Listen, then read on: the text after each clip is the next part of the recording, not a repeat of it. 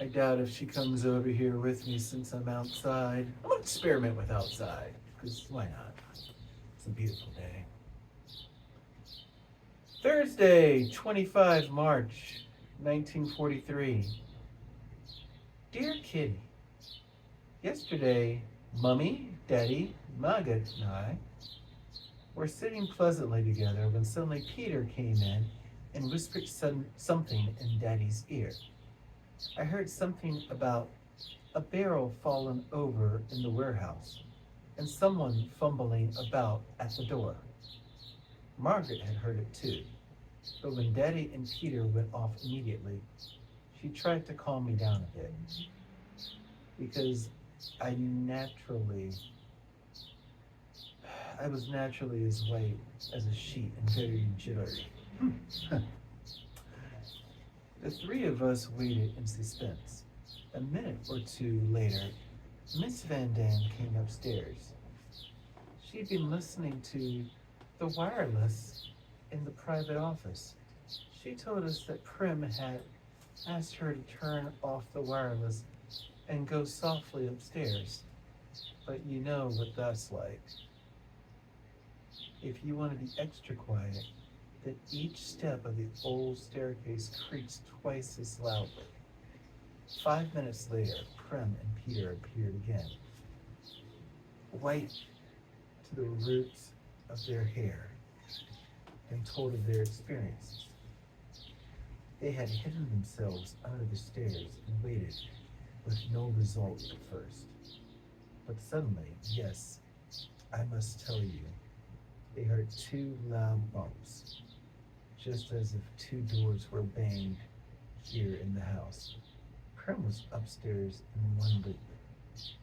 Peter warned Dussel first, who finally landed upstairs with a lot of fuss and noise. Then we all went and chakrid beat to the Van Dans on the next floor. Mr. Van Daan had a bad cold and had already gone to bed, so we all drew up closely around his bed and whispered our suspicions to him. Each time Mr. Van Daan coughed loudly, Miss Van Daan and I were so scared that we thought we were going to have a fit. That went until one of us got the bright idea of giving him some codeine, which soothed the cough at once. Again, we waited and waited, but we heard no more, and finally, we all came to the conclusion that the thieves had taken to their heels when they heard footsteps in the house, which was otherwise so silent.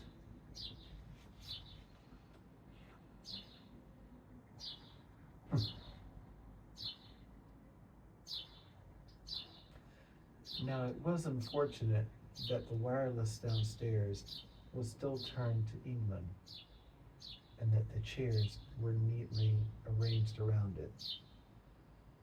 If the door had been forced, and the air raid wounds had noticed and warned the police, then the results might have been very unpleasant. So Mr. Van Daan got up and put on his coat and hat and followed Daddy cautiously downstairs. Peter took up the rear, armed with a large hammer in case of emergencies. The ladies upstairs, including Margaret and me, waited in suspense until the gentleman reappeared 5 minutes later and told us that all was quiet in the house. We arranged that we would not draw any water or pull the plug in the lavatory. But as the excitement had affected most of our tummies, you can imagine what the atmosphere was like when we each paid a visit in succession. I'm flush.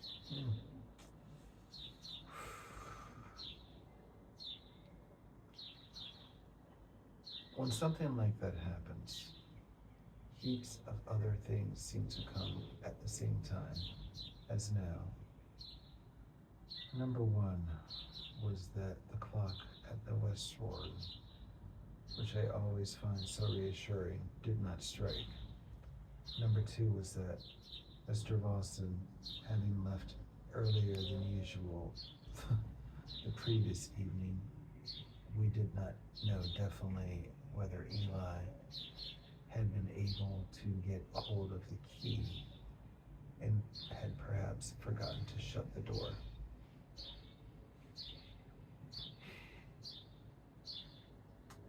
It was still evening, and we were still in a state of uncertainty, although we certainly did feel a bit obsessed by the fact that from about 8 o'clock, when the burglar had alarmed the house, till 10:30, we had not heard a sound.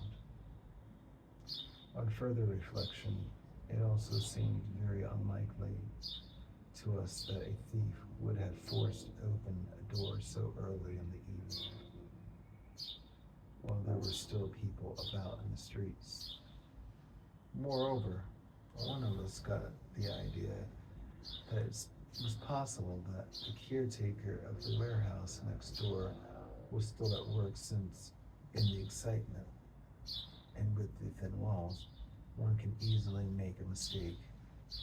And what's more, one's imagination can play a big part at such critical moments.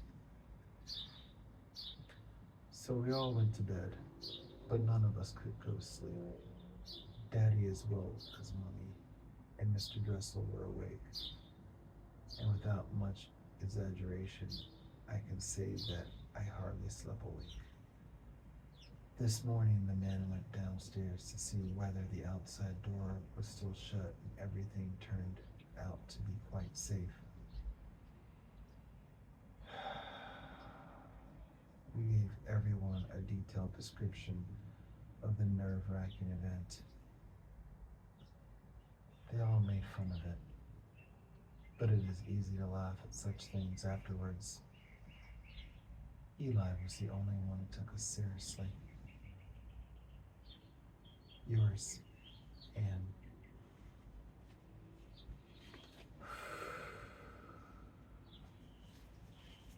After my week.